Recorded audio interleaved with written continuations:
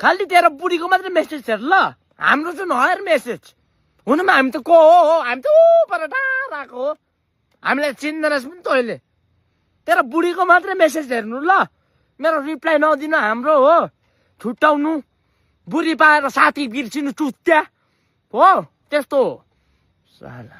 एउटा गर्लफ्रेन्ड बनायो कि बनाएन साला साथीलाई बिर्सिने ल पर्खी तँलाई पर्खिस तेरो बुढी पट्याइदिन्छु म